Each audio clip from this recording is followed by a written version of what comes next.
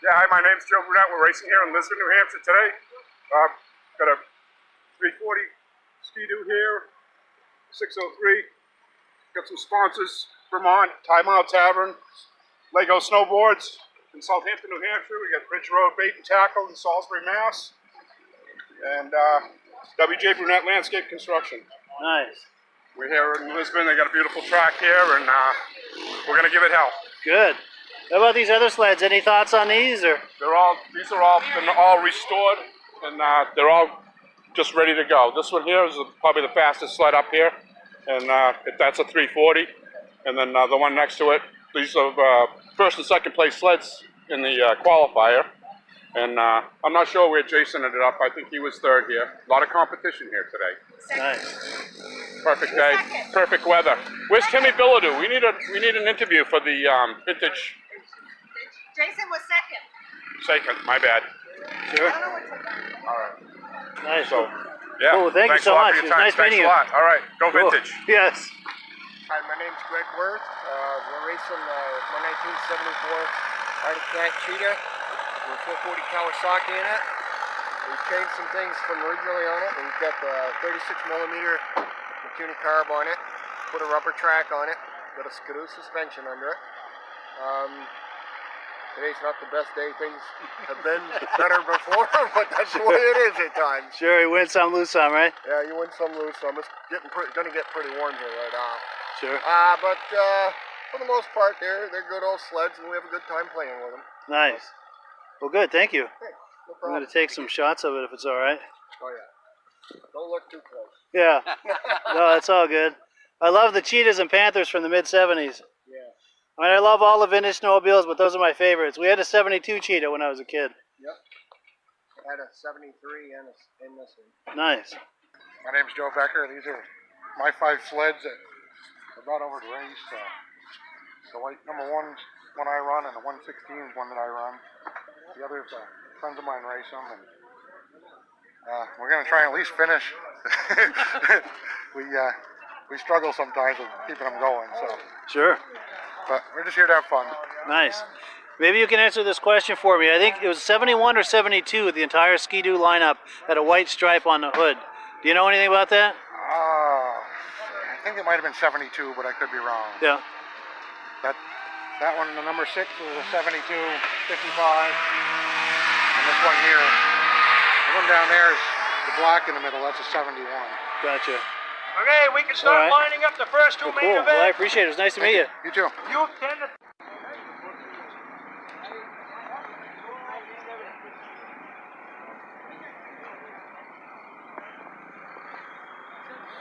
Okay, if I get footage of the sleds? Yeah. Cool. I think I met you earlier. How you doing? Yeah, good. Good. What's this, a Citation? Yeah. Nice. With like an MXZ seat? Yeah. Nice. I like it. That's probably a lot more comfortable with that seat, isn't it? Do you feel like talking it up? Do you feel like talking it up on the camera? I don't think it will. No, but I mean, do you want to talk about it on camera? Well, it's my sled. Just, you know, like my name is, and this is my Citation. Yeah, Jim Benham, I built this. You can see everything's for lightness. I got it down. Sure. What year is the Citation? 79, but it's got an 84 suspension track on it. A lot of fun. Nice. I'm not running it today. I'm running the 440 today. Now, what's this sled here? Is that a Polaris? Polaris 440, and I'm running that in the senior class. Really? Nice. I run this one with 340. They said, no, you can run a 440 fan. Really? So I swapped my skis out, and I run that one. I hit plastic skis on that. They wouldn't let me run the plastic. Has to be steel, huh? Leaf spring only? Basically stock leaf spring. Sure. Let me go around and check. Leaf springs on them. I made them. They're very good. Oh, you did? All I did is put bottoms on them. Wow, plastic skis with leaf springs. That's cool. They look good on that. Nice. Now, what's this, a Cutlass? A Cutlass? What is that? SS. SS, okay. Yeah, SS. Nice. So this is the one you're racing today? Yeah, I pulled a second in the first race right behind this guy. Nice. Sweet. That was one of the first races, right? I think I saw it. 13. He might have been in it. 26 okay. To make the field. Let's get it going. Nice. Well, thank you. This is the senior class, 15 over. Senior class, yeah? Cool. Well, nice meeting you. I appreciate it.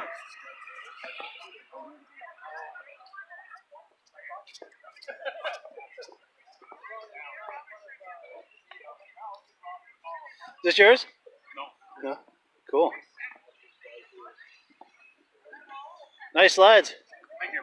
How's it going? I'm Jared Ainsworth, racing my Arctic Cat Panther 340 here today. It's my dad's Arctic Cat Panther 440, same thing. I'm running 3 classes. I'm running 340 free air, 340 fan cooled, and I'm also racing the 340 in the 440 class. Just something to do, fun, run a couple classes. I travel a lot for work, so this is probably my last race of the year. I don't get to race much. Dad's running the 15 over class. He's killing it today with that. Struggling a little bit on the straightaways. The deep snow's bogging it down pretty hard, but I think I'll ride a little harder and make a few adjustments. Features will be pretty good. Probably going to end up with a couple podiums. See Good. what happens. Should be a good time. Good for you. Thank you. Well, thank you. Nice.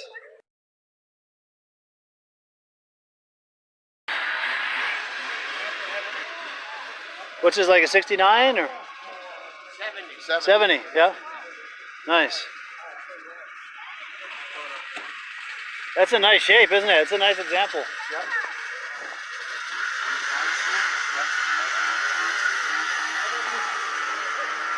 There's another one right over there. It's only got 86 original miles on it. The Capri or the Snowjet? Moleskine. Really? Yeah. Nice. Bought that last week in the Wow. 81 miles. I recognize that. I was there.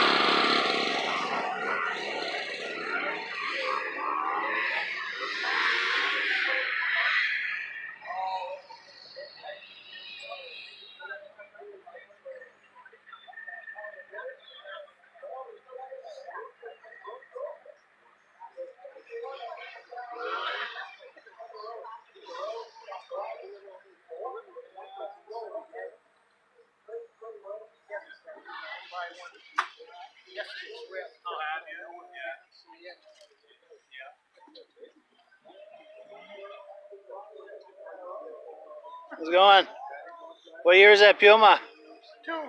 72? Nice. We had a 72 Cheetah when I was a kid. Yeah. Great year. 73 I'm building.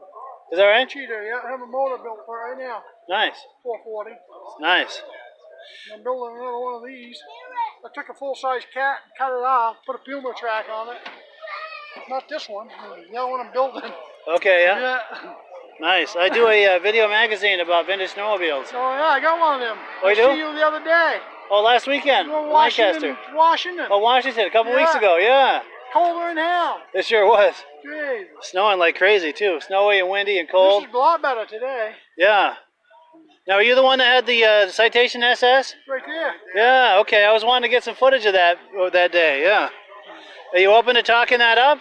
No, I ain't gonna talk it up. No. No? Okay. That's all right. Talk it down, maybe. Talk it down. All right, if I get some footage of The it? other one's better. No, you take Is that like a pictures of it. 69 or something? 69 bubble Black dot, yeah. Nice. Now, is this an 81 or an 80? 80. Yeah.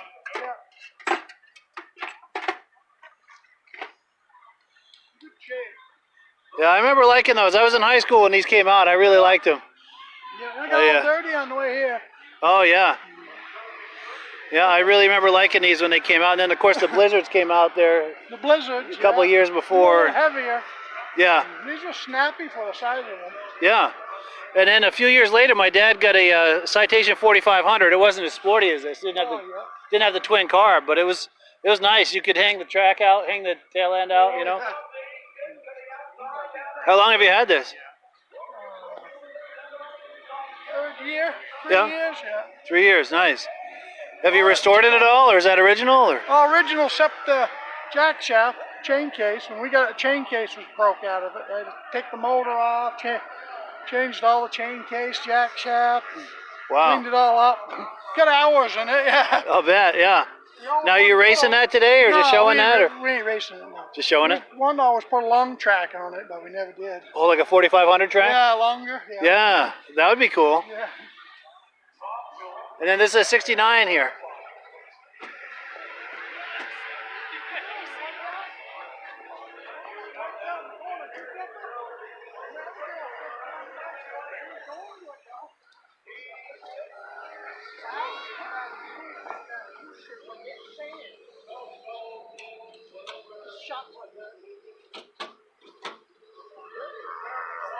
Have a thing.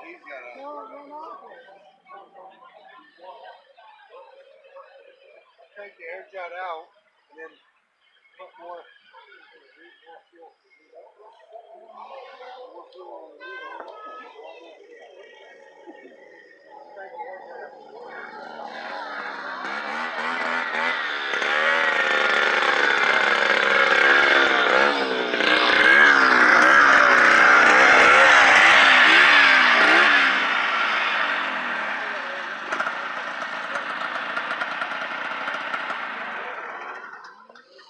How'd you make out? First? Yeah. Wow, congratulations. Thanks. Cool, what's your name? Luke. Luke, nice to meet you. You too. Now, you probably see this coming, but were you using the Forest, Luke? Not today. Not today, you didn't need it? No. Nice. Yeah, I do a video magazine about vintage snowmobiles. Oh, cool. And this will probably be in the next edition. Sweet. Cool. What year is this? 73. 73, nice. Yeah, rubber track. Oh, really? No cleats, huh? 73 lengths. Yeah, stock suspension. Nice.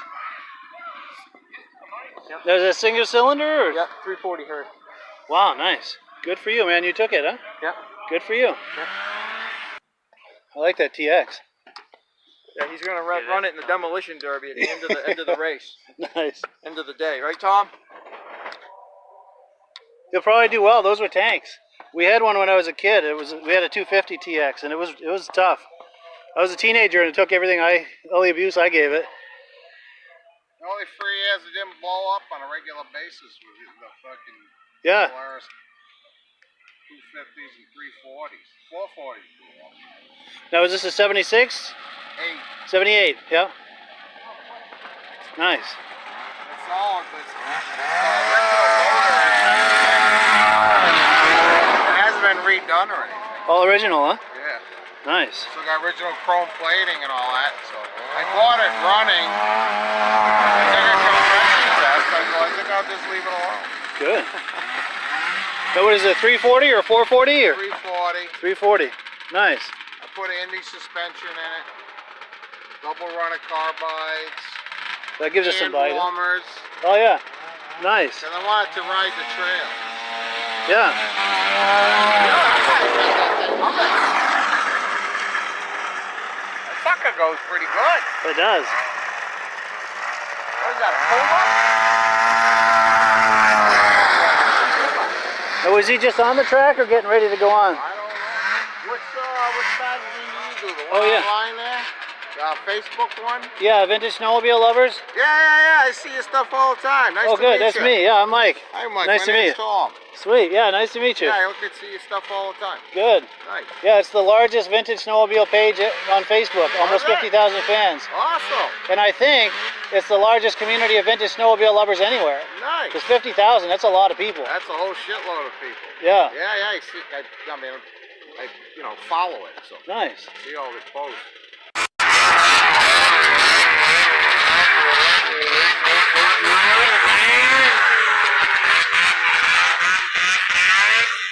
Well, yeah, you gotta get down.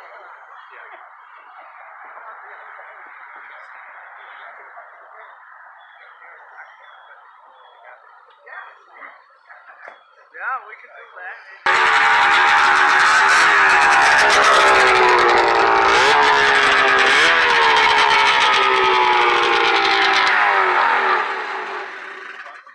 My name is Francis Grona. I own the Spa Restaurant in West Stewartstown, New Hampshire. These are my daughters, Sophie and Sienna. They both race in the vintage races for Lisbon today. Sophie runs an Alouette 340 Super Group. She took a third place today. And my other daughter, Sienna Grondin, she runs a 120 mod. She got it first place today. Nice. You want to come a little closer? We can get a look at that trophy. Sure.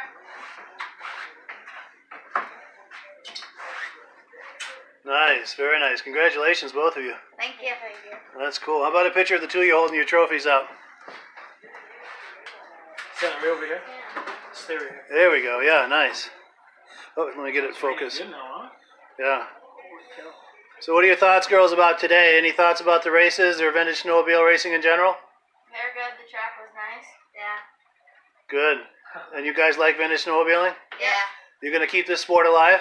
Yep. Yeah. Good, good. We're counting on you. Cool. Well, thanks, guys. Thank you. So this is my green broken ski. I broke in my heat class, but I still came in first. Wow. So even with a broken ski? Yep. Holy cow. Replaced it. Yeah, my dad, he fixed it. Okay. Sweet. So to make sure I understand, it was another run after the ski was replaced that you won? Yes. Okay. So once that broke, you were pretty much done in that race? Yeah. Okay. Wow. Now, how did that feel when that came off? Was that pretty I hard? didn't really feel it, but She was crying. But I mean, did the sled get all weird on you? Or? Knocked the wind right out of her. She hit the bail. yeah. Oh, wow. So it turned you into the bail? Yeah. Holy cow. Yeah, she went flying. But you still came home with the gold. Yeah, I swallowed snow pretty hard. Holy cow. But you came home with the gold, right? Yep. Good. That's all that matters. Well, cool. Thank you. Thank you. Hello, everyone. This is Mike with the Vintage Snowmobile Podcast. Today, we're going to spend some time with one of the great snowmobile racers of the 70s, who later went on to do some NASCAR racing. I'm talking about the great Tim Bender. Now, since racing is not my strong suit, I've asked my friend Paul Belfay to join us. Paul is the perfect person to join us because he is a collector and enthusiast of Yamaha racing snowmobiles of the 70s. So, let's listen in on the conversation between Tim and Paul. Thank you, Tim, for some time today with us to talk to your involvement in snowmobile racing. Sure. Obviously, you are Glad to be here. well known in the snowmobile racing family and as a Hall of Fame of snowcross and ice oval snowmobile racing. But Paul, I'd like to ask you, where did the number 19 come from? Dad was a car racer in Western New York, Buffalo, New York, and he was number 19, and it came from there. My brother at number 19, and I so it came from my dad. Oh, that's cool. I wondered where that number. I always wondered where numbers come from for people that put them on the car. That's cool. Yeah, At your age. actually, no. When you started racing. I was started when I was 16. But, Oh, great. I'm a third racer. My son being the fourth generation, but I actually used to build race cars. He was an engineer of sorts, and then I do race car driver, and I was racing too. Nice. Yeah. Well, now I'd like to ask you about your racing sleds of the 70s through the 90s. What sled gave you advantage to put you on the podium? The TSS and Yamaha front suspension worked fieldables because it had naturally didn't roll as much as regular independent front end would roll, and natural that was working over in oval racing. We added a sway bar to it, and that was the first Yamahas in 1974 was my first year, and I had SR 292 single, and I don't think I made a fine year, but I had most fun I've ever had that year probably. I also did the least amount of work on it, but it grew into racing the TSS sleds, and then later on the suspension. Oh, great. Now, talking about your winning sleds, the VMAX, obviously with the SRX you raced a little bit with, the Exciter, and then obviously the VMAX 4 that in the oval racing. Yes. Also I raced early on, 1984, I think we raced there, in Formula 56 class. It'd be stock, but you could do anything you wanted with the chassis. It was an open chassis. So we had a modified phaser. Actually, before that, we had SR5, 82, 83, raced an SR5, and then started building sleds for Yamaha, too. We built a Yamaha, the wide, at the time to build 50 sleds would be legal for this class. And Yamaha built 50 wide front-end chassis for the SR5, and we built Bender Racing built the sway bars for it, and it would be legal for the stock, and we built 50 of them. And then that was the introduction to stuff for Yamaha, and the next year we built the Yamaha Phaser SX. It was an 80. We built 50 of them. The only problem was that they did so well that the minimum build would be 250. So that kind of put me on it. I couldn't build 250 of them in my shop. So it was a bummer for us for sure. But Phaser SX won a lot of races. Yes, it did. In that sled. That was a great sled. But let's back up, Tim. In 82, Yamaha came out with the SRX 500, and you raced one, I think, in Minnesota. What did you think of that snowmobile? I thought it was a great sled. I actually did a lot of testing for Yamaha out in Montana in high altitude. I used to put on 150 miles a day, just pound 82 SRX 500. And we got one, and I raced it at the Pontiac Silver Dome. I mean, won everywhere we went.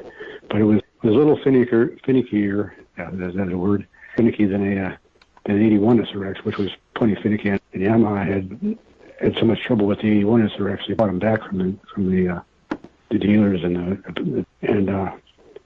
destroyed them. And SRX 500 they built, man, they ended up never sure. They actually cut the struts out the SRX 500 sleds for me to use on to build this. But it was a sled. It just was a little bit finicky. Now that sled you raced at Pontiac, did you widen the front end on it? Yeah, I had a wide front end on it. Also had a long travel suspension in it, which we built. At the time it came with about 3.5 inches, and we made it an extra 7 inches of travel. Nice. Wow. So how much horsepower do you think that? Like 100? I don't know dyno at that time, but probably 100 or so, maybe, just. Right. Tell us about your custom-built sleds you sold to consumers, like the Outlaw and the Phaser SX. Can you tell us a little bit about each of those sleds? Yeah, the Phaser SX was basic phaser. We took an 84 phaser, took out the 112 track, put a 121 in it, lengthened out the rear of the tunnel, cut the struts off the front end and put 500 struts on it, widened the front end out, a sway bar on it, put a cold air, to breathe cold air from the outside and then exhaust the hot air from the outside hood. And then what we did was we had a system where we bring 5 into the shop at a time and cut the bottom of the crate. It was a wooden crate at the time. And about 5 at a time and build them, each one of them up you could. Then I crate them back, ship them back to Yamaha. We painted them, and they were red, silver, and I signed the hood on them, and each one of them, and that was a phase. Right. And then we built it. Next year, when Yamaha, or when ISR changed the rule, 500, or 500 build, I'm sorry. I spoke before. But this 500 they had to build. So when ISR changed the rule to 500, we decided on our own to sell ourselves. So it was called the Outlaw 82 SRX, or I'm sorry, SRX, new ones, those that Yamaha not sold. I bought those from them. We took the engine out, put that in the phaser with a white front end and sway bar and all on track, just like we did on the Phaser SX. Yeah. So basically, it was a Phaser SX VMAX 540 engine. Wow. How about the Terminator? We look at the Outlaw. We used new engines out of 83. That's just 40. Terminator was a exciter-based sled, and then sway bar, and then twin pump, and different carburetor, bigger carburetor. And then the last one we built was an Avalanche. We built 20 Avalanches, I think. Send a motor to the crankshaft. A friend of mine, Larry, I bet at the crankshaft. Motor cut half it down the middle of one cylinder. Took another engine and cut down the middle of it, welded them together, made a three.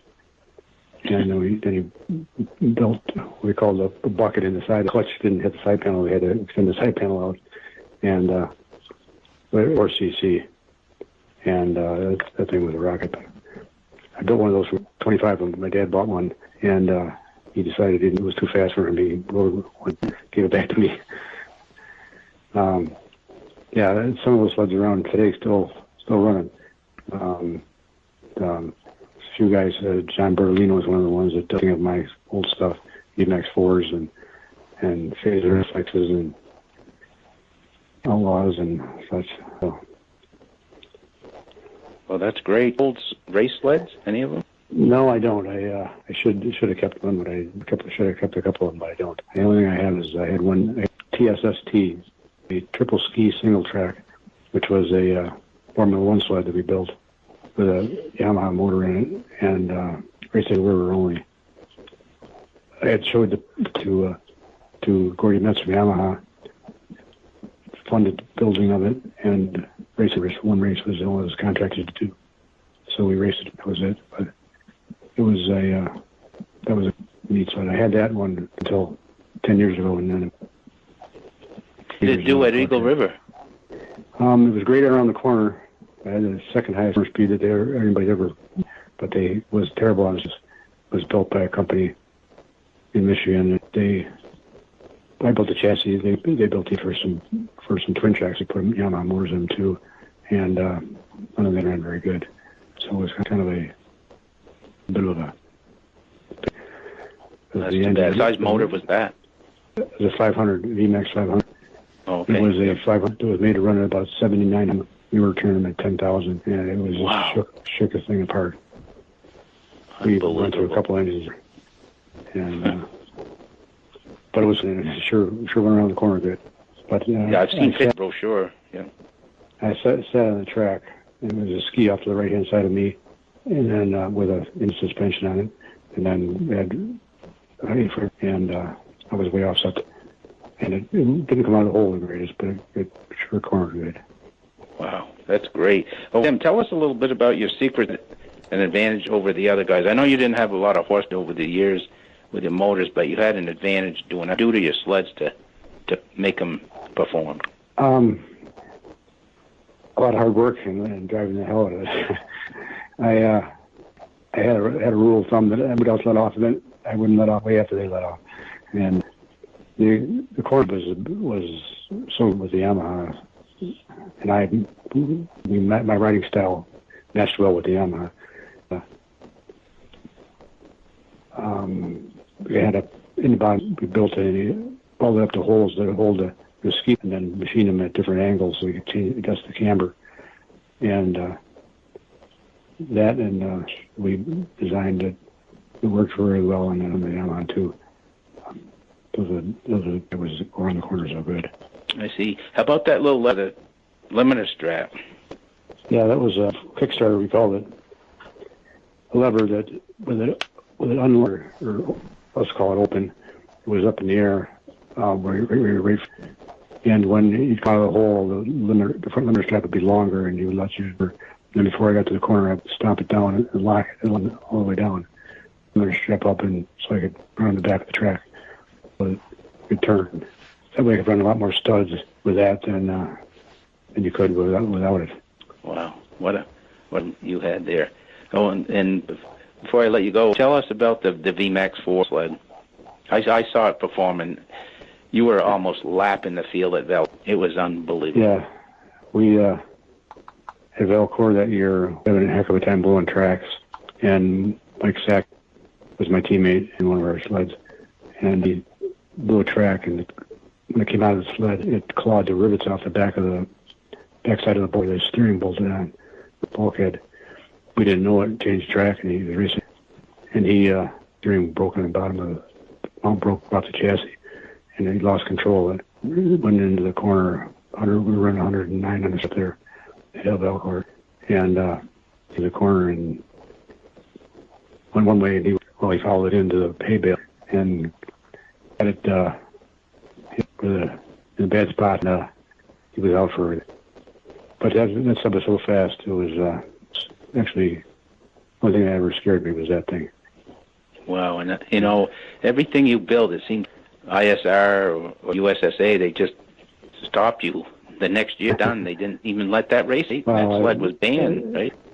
Yeah, Polaris got the Skidoo, decided they wanted to. Yamaha was a member of ISR, so the voting rights, and they duels from 800. Actually, there's another one on the CC, and the 600 CC, which we took Yamaha VMAX 4 and cut off one cylinder out of it, and that's still around running today too. But we never raced it. That'd be production based. Oh wow! Yamaha wasn't interested in this. They penalized you every time, and I felt bad for you. Yeah, a handful of that sled would go, didn't it? That VMAX. Man. Yeah, and it was only a 750. If we made it 800, we were approximately 170 horsepower with it. And if we would have went to 800, we would have been 200 horse. Wow! So it would have been fun. Unbelievable. Well, Tim, thank you for with you about the racing, and I'll turn this over to Mike. So, this is Mike again. I'd like to thank Tim and Paul for having this conversation. I was able to ask Tim a few more questions, but sadly the audio quality was not very good, so hopefully we can have another conversation with Tim at some point in the future.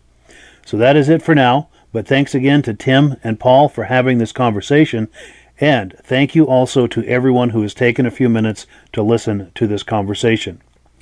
Lastly, don't forget to tune in to the Vintage Snowmobile podcast every Thursday evening on the Vintage Snowmobile Lovers Facebook page. Have a great day. Today on VintageSnowmobileLovers.com, we're in Lancaster, New Hampshire at Crane's Snowmobile Museum, and our good friends Midge Rosebrook and Paul Crane are just about to give us a tour of the museum. How you doing, guys? Good. Before we get started, Paul is the first person in the U.S. ever to ride a snowmobile. Do I understand that correctly? A Skidoo. A Skidoo, okay. Skidoo only. I Skidoo. wasn't the first to ride a snow machine. I was the first one to ride a Skidoo. Nice. American, and first American to ride a Skidoo. Nice. In Canada and here. Excellent. Not many people can lay claim to that. I don't believe so. That's amazing. Awesome.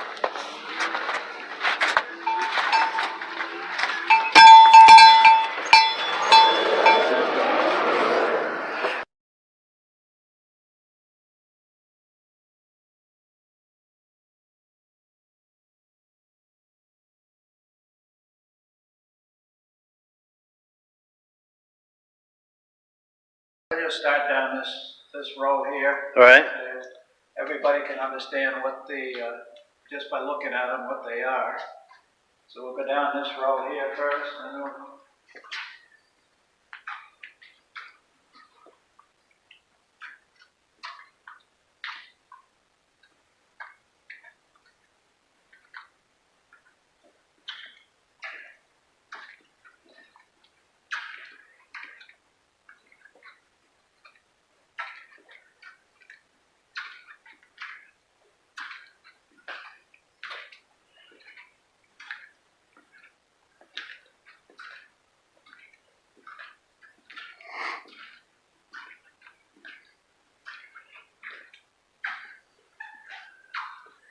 On the end wall here, we have some of the clothing.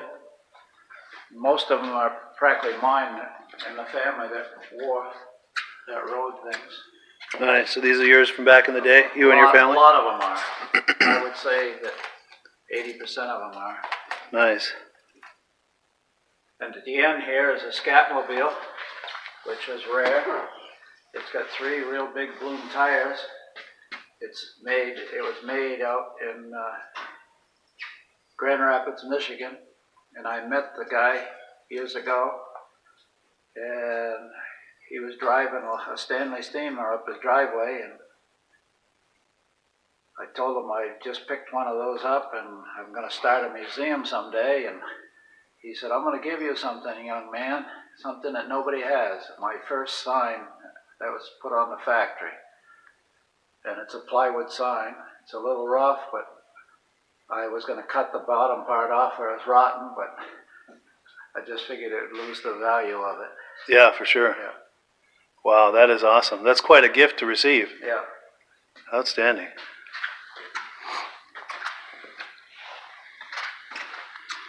Cool. Then I got patches on the back wall. Oh, yes, yeah. Patches on the back wall.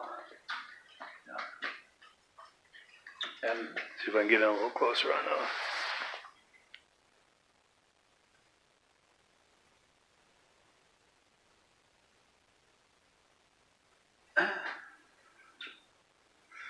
And up on the rack over here, we got some of the small snow machines. I remember the kitty cat from back in the day. Yeah. Then we got the 1926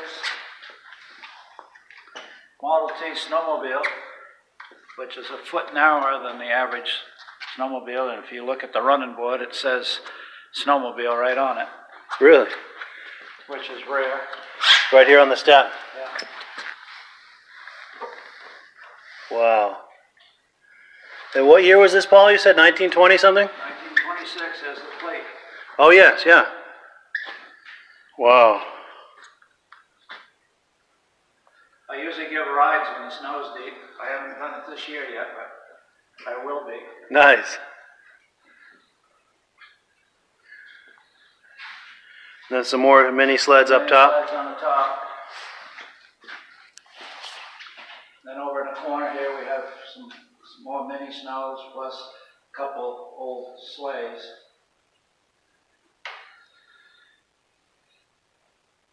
Nice. And then these are some of the early mass-produced ski-doos? This is a 61 skidoo with the wooden skis. This is a 61 skidoo with the replaceable steel skis, because the wooden ones we'd go out in the field and we'd break them. Huh. Wow. Now that first sled that you rode, was it similar to this one, or Just like that. just like this one? Yeah. Wow. But it was a 1960. 1960. Okay. Yeah. I have one, but I haven't got it over here yet. Okay. A 1960.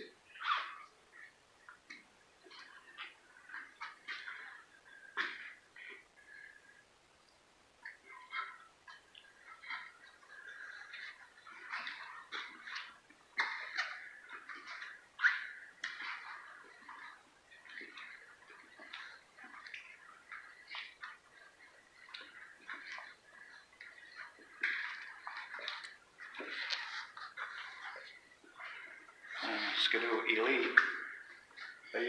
I sold those, and they sold in 1995. Really? Yeah. Wow. That one has got 200 and something miles on it. Unreal. That's a nice shape. And I think they stopped making those in, what, 2005 or something? They started The Elite? 2004 and 5, I think they made a silver one. Yeah. A much more modern looking one. Yeah. Was that the last year, do you know? Yeah, It was, okay. I like that TNT. The old silver. Lux Nordic. Oh, yeah, yeah. Now I see a shift lever on that. Did that have reverse? Yes, reverse. Yeah. Nice. And did it have like a low gear for No, it's just the regular. just a reverse? Okay. But it's mint. It's only got 200 and something miles on it. Nice. A buddy of mine growing up had a silver bullet like that. Then we have the 64 tin cab motor ski, Wow. which they didn't make very many of them. Then a 65 motor ski.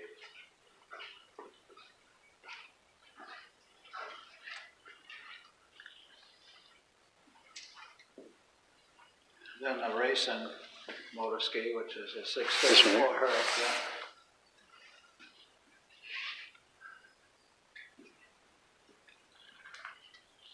And then this here was a 500 racing sled that apparently, so I've been told, the factory had it, yeah. Motor ski factory had it. Wow. That's cool. And then the Zephyr, which is all original. Wow, 1970, huh?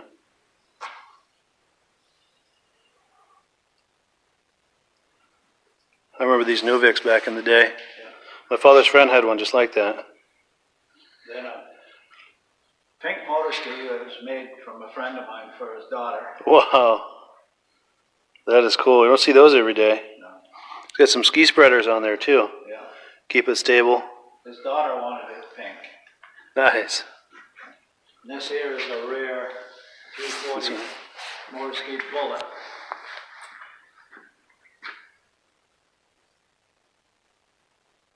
Wow.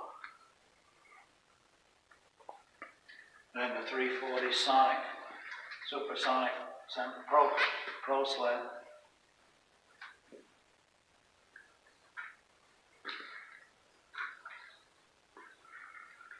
Then the racing Northway. They only made 21 of them. 21, wow. Sleds, yeah. That's a real big hood. Does that mean there's a real big engine underneath? Or? Yeah, it's a 440. 440, yeah. Nice, and this racing cat. Then a 76 Snow Pro. Nice. Yeah. That's one of the cooler looking sleds ever to be on the snow, I think. And then the Husky. Yes, yeah.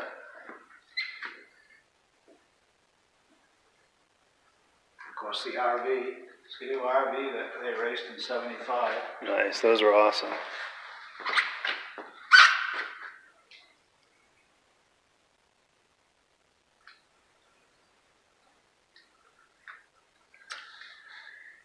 Then the Snow Cruiser, which was a Rapido 500, which, as far as I know, there's only 4 of those in existence. 4 of those, wow.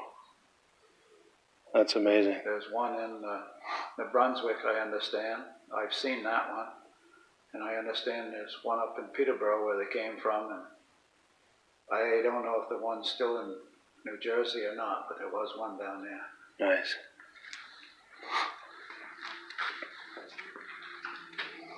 We had one like this when I was a kid. It was the consumer model though, not the Starfire. That was fast. Even the consumer model, the 250, was really fast. Oh, yeah.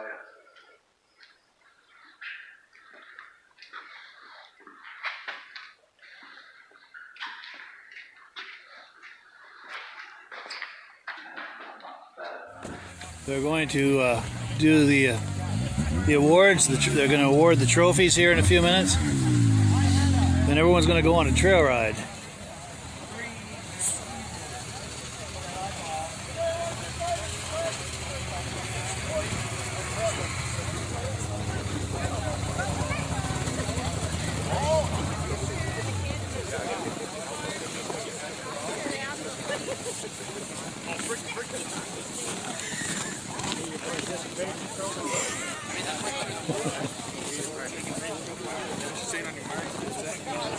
That's a good spot right there. Yep. The sun's just right as long as they go now. Yeah, exactly.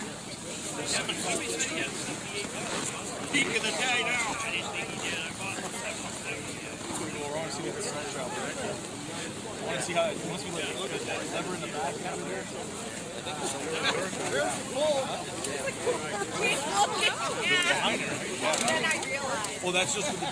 Hey, how's it going? That's just for the directions. That's just change directions. So yeah, if you're just tuning in, we're waiting for the award ceremony. We're in Newport Center, Vermont, the Country Riders Snowmobile Club. has put on a vintage snowmobile show. He's home now. These are some of the sleds and the turnout. Considering how cold it is today and it's a first-time event, they've got an excellent turnout. In a few minutes here, or a few moments, I don't know when exactly, but they're going to be handing out the trophies. And then a lot of these folks are going to be going on a trail route on a 9-mile loop. And once she's finished handing out the trophies, I'm going to see if I can run out on that trail a little ways and get some drive-bys of all these cool vintage sleds. So yeah, we're just waiting for it to come around on the guitar. And if you know that song reference, put it in the comments. Here we go. Everybody, on behalf of Country Riders, coming out today. Cold start this morning, but it's a great turnout for kind of an experiment. First time doing this. We hope to make it an annual event. I'm not guaranteed nothing. First award that we have is for the oldest sled, and it happens to be the oldest rider. Reggie Field was Polaris Snow Traveler.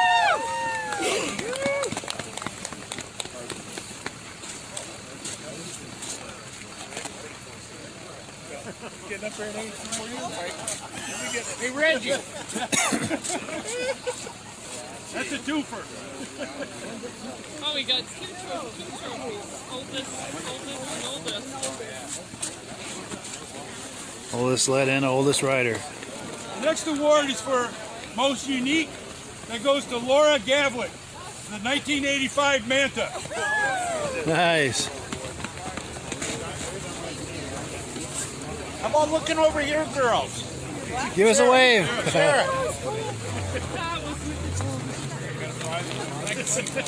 Kodak moment right there.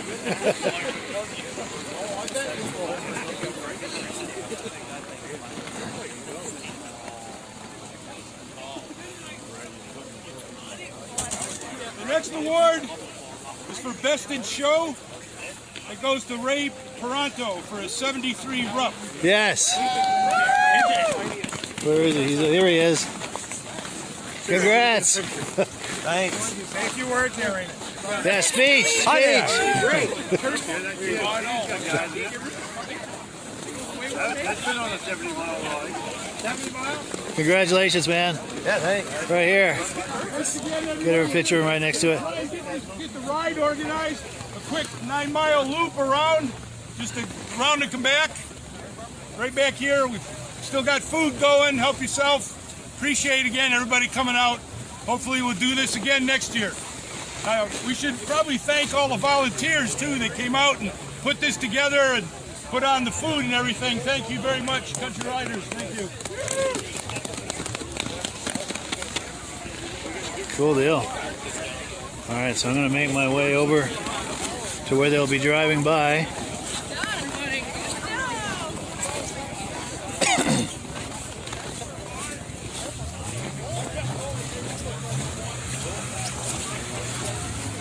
A lot of nice modern sleds here today too. Of course, we're right on the trail, so that actually works out pretty good. If people are going by, they can stop and wander over and check out the activities.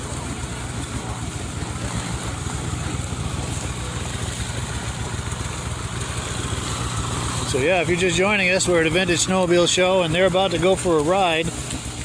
I'm going to come out here on the trail where they're going to be passing by and try to get a photo opportunity. Get a Kodak moment, if you will.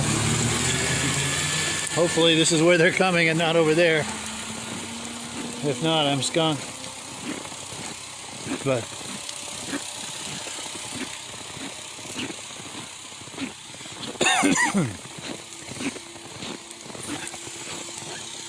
so I believe they're going to be coming through here. If not, I'm going to have to get over there real fast.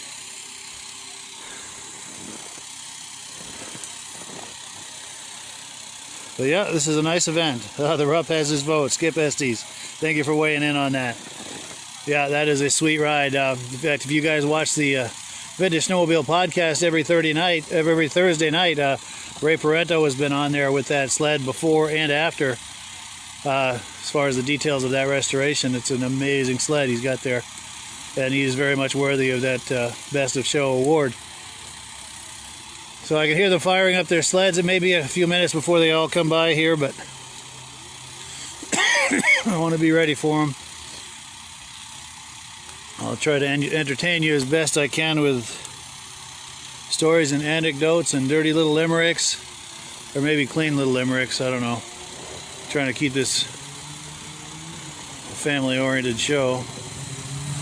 So I guess there'll be no stories about the man from Nantucket.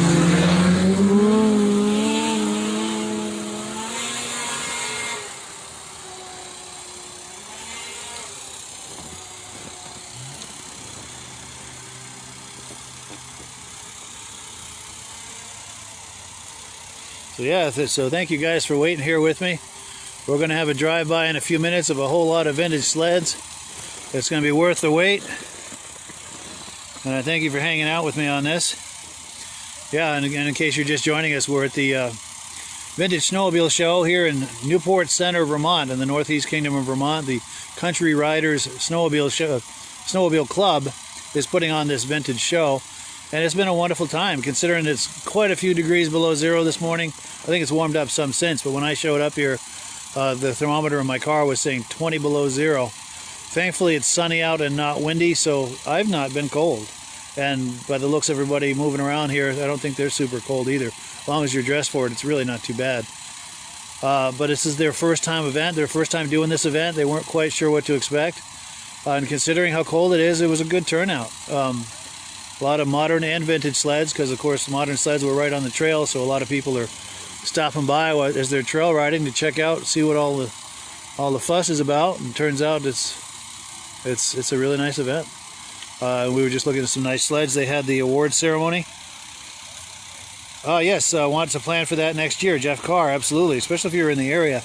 So if you're thinking about that, Jeff, anyone else who is thinking about attending this next year, just look for the Country Riders Snowmobile Club Facebook page. And friend that page, like that page, and just keep an eye on it as this time of year rolls around next year to see what kind of a date. And you can also message them and find out, any kind of details as far as, if they've planned it yet as far as a date or anything. Here's a drive-by right here.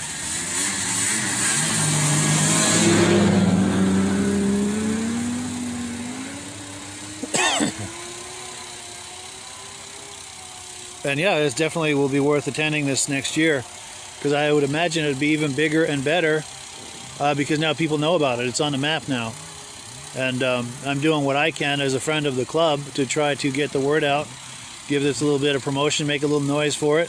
I appreciate you guys watching that and tuning in. I don't know about you, but I like to see footage of a good vintage snowmobile show, whether it's local or anywhere else. It's just cool to see what people are doing in the vintage snowmobile space. And if you're like me, hopefully you enjoy viewing that as well, which is why I do this. I do it for my own enjoyment, but thankfully other people enjoy it too. So we got a bunch of modern sleds fired up. I'm sure they're firing up those vintage sleds too. I expect them to start coming through here before too long. I hope I'm on the right trail. They might be going that way. There's a trail just off in the other direction. That was that Mach Z I was looking at earlier. Oh yeah. Yeah, I've had a tickle in my throat lately. Every winter, just the dry air tickles my throat, I guess.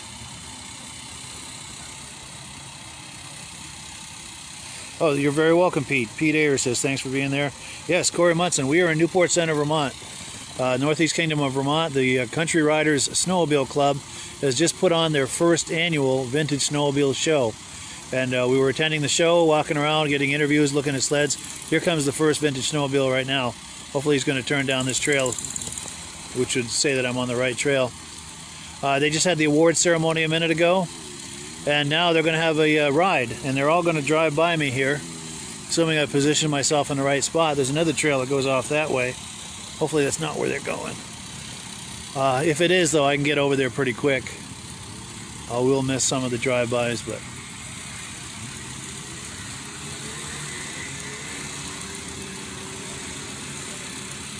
And I'm going to wave to them and see if I can get some waves back. Now this first sled, if it's the one I think it is a 64 Polaris Snow Traveler. He won the oldest sled in show and oldest exhibitor in the show. I think he's 83 years old and he still works full time. Real nice guy. I had a chance to interview him. Oh, Jared Ellis is watching from Idaho. Thank you so much, Jared, for joining in. We appreciate that. And I see sleds coming here, and I think they'll be riding by me here momentarily. I hope I'm in the right spot. If not, I can get over to the other side real quick.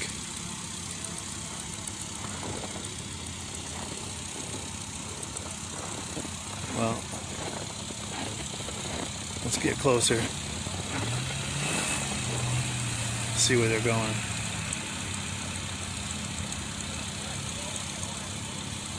Okay, so that's the organizer. She would have told me if I was in the wrong spot. I'm hoping. Minnesota. Corey Munson hoping would say Minnesota. I bet you guys have your share of events down there too, or over there. Alright. I want to find out if I'm in the right spot here.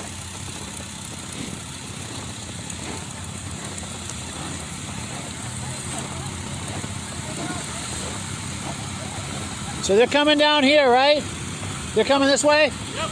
Wonderful, thank you. All right, so confirmation. All right, let me go get into position again here.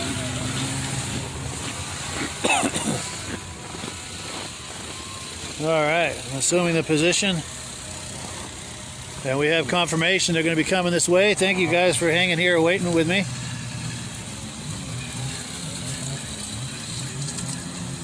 Get a few modern sleds here to warm things up. Cool.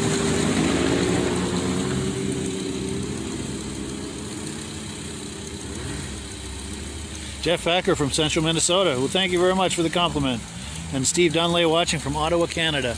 Yeah, thank you guys so much for joining in. And if you are just joining us, we're at a Vintage Snowmobile show. They're about to have a ride. They're going to be all riding past me here in just a moment. We're just waiting for them to get organized. And it should be very soon because I'm seeing, if you look past, I don't know if you can see through these trees, but there's a bunch of them in the process of lining up for a ride. This might be one right here. Okay, here we go. First vintage rider.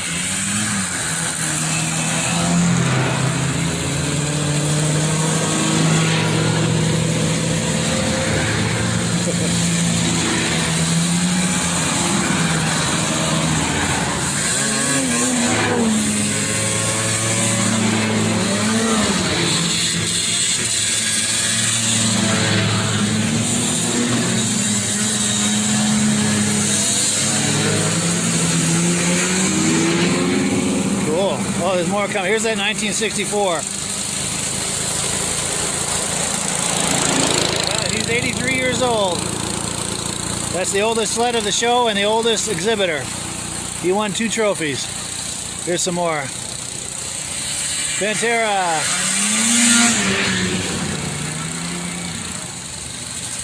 Another Pantera. Mrs. Pantera.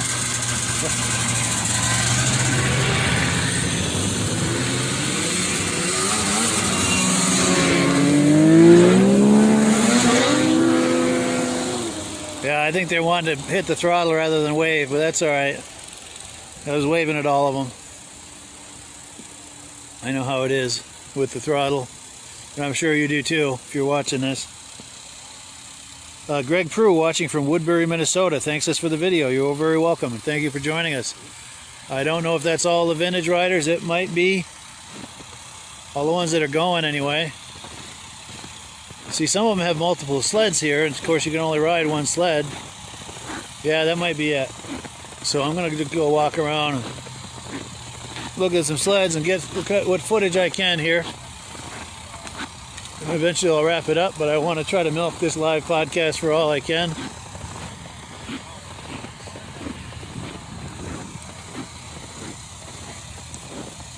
So yeah, this is where we are on OS 29. Got our MASH sign here. Who used to watch that TV show MASH with that sign? I call that a MASH sign. Got all the sponsors here. And yeah, this is where we are. Well, you're very welcome, Jeff. Thank you for viewing. I appreciate that. Oh, here we go. Here comes somebody.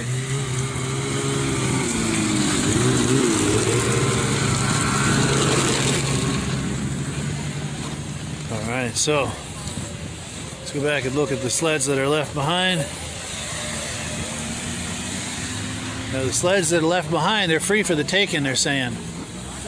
I may have that wrong, though. Hey, here she is, the organizer of the event. How's it going? All right, so these are the ones that are left. We get some modern sleds taken off. Yeah, let's take a look here at the sleds that are behind. Get some modern sleds on their way. So yeah, let's do a little walk by here. So this is Best in Show right here. 1973 Rupp Magnum 440. Belongs to Ray Paranto.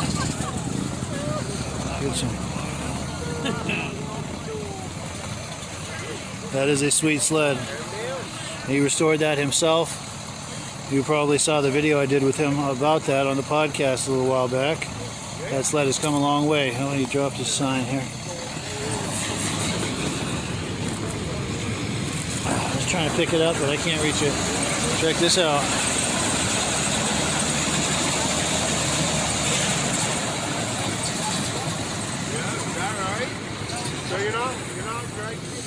Take a look at this John Deere Cyclone. I never did catch up with the owner of that, but it's all right.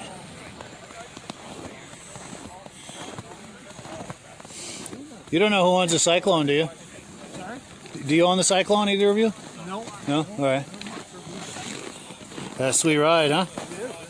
Yeah. A little Polaris action over here. Now that TX in the back, that 440, we had a 250 version of that when I was a kid. That's what I was riding when I was a teenager.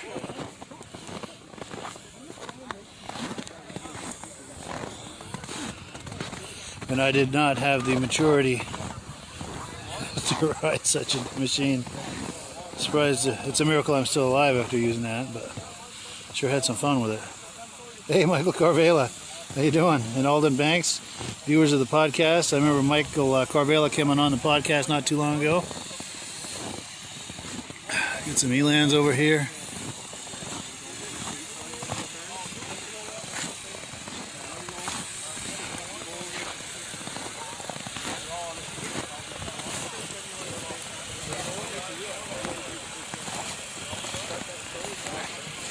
Remember these from back in the day? These things would go just about anywhere. Yeah, and this one too. Cool deal. All right.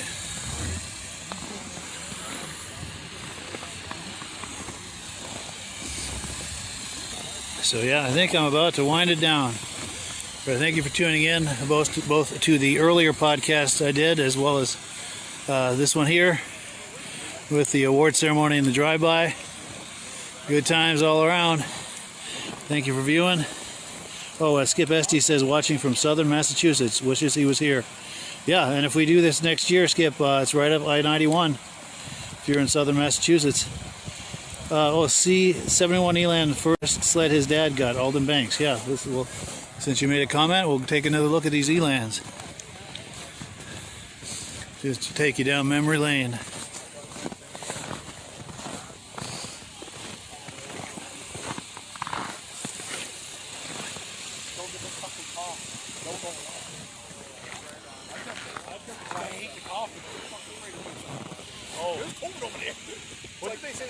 So there you go, Alden Banks. Back in the day when you used to toss to cover a fart, now you fart to cover it off. If you can hear the commentary back there, that's pretty funny.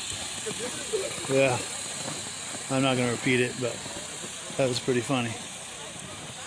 All right, so I'm really going to close it out this time. Thank you everyone for viewing. Appreciate it. Hope you're having a good day, good winter. Hope you're able to get some snow time on your snowmobile, whether it's trail riding, yard riding, or whatever is available to you. Hope you can do it, and do catch up with us Thursday night, 9 p.m. Eastern Time, right here, right at this spot, for the Vintage Snowmobile Podcast. Thanks, guys. Have a wonderful day. We'll catch you on the other side. Hello, everyone. This is Rob and Mike. How you doing today, Rob? I'm doing good. Mike, yourself? Very well. Thank you so much for coming on. I appreciate it. Now, today, we're going to be talking about AMSOIL. And in a few moments, we're going to show you how you can get the deepest discounts, free shipping, and free gifts when you order your AMSOIL products through us. But first, I'm going to ask Rob to give you a quick description of what AMSOIL is and why you should consider using AMSOIL products in your motorized vehicles. Thanks, Mike. AMSOIL is 100% synthetic oil. Everybody uses AMSOIL for a different reason. Some people like the benefits that AMSOIL is warranted for 25,000 miles or 1 year. The reason we can do that is because AMSOIL doesn't oxidize. It doesn't form the usual carbons, gums, sludges like petroleum oils do. That's why we can keep it in the engines longer. Petroleum oils never do wear out. They oxidize themselves. That's why they have to be changed at 3,000 kilometers. And AMSOIL likes the benefit that you only have to change the oil once a year. That saves some money. Some of the people like the benefit of AMSOIL is it's a slipperier type lube. By having a slipperier type lube, it cuts down friction drag. By less friction and drag, engines run 20 to 50 degrees cooler, better gas mileage. Now, AMSOIL says 25% more protection than the industry requires is in the AMSOIL bottles. My average customer gets about 10% increase in gas mileage. That's a big savings. Yeah. And by cutting down friction and drag, for every 10 degrees you cut down the friction and drag, doubles the life of the engine. So by having the engine run cooler, it makes it last longer. Some people like the benefit of the range of the AMSOIL. AMSOIL's flash point is 425 degrees, and it pours at 50 below zero. Wow. If you ever tried petroleum oil when it's 10 below, it turns to honey. And in the summertime, petroleum oil thins out, and once it thins out, that's when it starts breaking down. So AMSOIL is an all-season oil, can give you better gas mileage, longer engine life, less maintenance. It ends up being cheaper over a year's time running AMSOIL than it is petroleum oils. That's amazing. That's amazing. And AMSOIL is available for pretty much any motorized vehicle, anything from lawn equipment, cars, trucks, boats, ATVs, motorcycles, snowmobiles. Yep. And a lot of people phone me up and say, well, what's the benefit of our gear lube? Exactly what I told you about the engine oil. It pours in cold weather, it runs cooler, makes the equipment last longer. And they say, well, what's the benefit of the small engine? Same thing. Makes the engine run cooler, last longer, better performance. So it saves on all the applications that AMSOIL has available. Wonderful, wonderful. So yeah, let's talk now. Hopefully this has convinced people to think about maybe joining us in the AMSOIL experience. Let's talk about some of the discounts and free shipping and how that all happens. I'm going to pop a graphic on the screen. And yeah, by all means, if you want to talk people through how this preferred customer program works. AMSOIL has a number of different programs. One of our main ones is a catalog customer, where somebody can order directly out of our catalog. If they order out of the catalog, they order $100 worth, AMSOIL will ship it right to their house. But our best program is our preferred customer. For only $10 for 6 months, you become a preferred customer, you save 25% on all the product. You order $100 worth, they're going to give you free shipping. You don't have to order a whole case. You can mix and match. Say you want 4 bottles of small engine, 7 bottles of 5W30, and a couple of gear loops. You can mix and match. You can order 1 bottle at a time if you want. There's no minimums, no maximums. By being a preferred customer, you save over 25% on all the products you're going to buy. AMSOIL sends you extra gifts, a $5 gift certificate on your birthday, $5 when you renew your account, and stuff like that. So it's a good way to save on some of the products you want to buy. For sure, for sure. Yeah, it's an incredible value. And this is the deepest level of discount that anyone can get when ordering AMSOIL. Is that correct? It is. It is. Wonderful, wonderful. So let's take people through the step-by-step experience of placing an AMSOIL order. Then that would include signing up for the preferred customer discount, preferred customer program, so they can receive those deepest levels of discount. So let's go to the website. This is what the website's going to look like. These are some screenshots. Once you go to amsoil.com, there's a link in the description, or you can just type that into a browser, amsoil.com. This is the page you land on. At the upper corner of the page there, you see how I've circled in red. That is the link to click, the Join Now link. That will take you to the Preferred Customer Program page, where you can take advantage of all of these discounts and free shipping and everything that we've just been talking about. This is what that page looks like. In the lower right, you're going to click Join Now. This will pop up. You select the duration you'd like, whether it's 6 months or 12 months, and click Add to Cart. Now, once this pop-up goes away, you'll be back on the main page. And the upper left, you'll see where I've got that red arrow. It says Shop. Now you can start shopping for products, and on your very first order, you're going to get these discounts and the free shipping as long as it's over $100. You'll get all of these benefits right away. So once you click Shop, it's going to take you to the product page. There's different types of oils, lubricants, so on and so forth. For the benefit of this exercise we're doing now, I'm just going to click motor oil. It shows different types of motor oil. Let's click gasoline. Now this takes us to an item. It's their synthetic motor oil. and you can see the item there, and there's choices for different viscosities. But take a look at the price. Let's take a closer look. Let's zoom in. But if you've joined the preferred customer program first, you're going to automatically get the deepest levels of discount. That's what we're looking at here. You're saving $3.80 on that quart of oil. Instead of paying $16.29, you're now paying $12.49 for that quart of oil. That is the deepest level of discount you can possibly get. And then you just add the quantity that you'd like. You select any other items that you're thinking about, add them to the cart. And once you click add to cart for the final time, you're going to see this come up at the top of the screen. It's going to show your items and your the total that you're at so far. Pardon me. And then you just click view cart in the upper right, and that'll take you to your cart.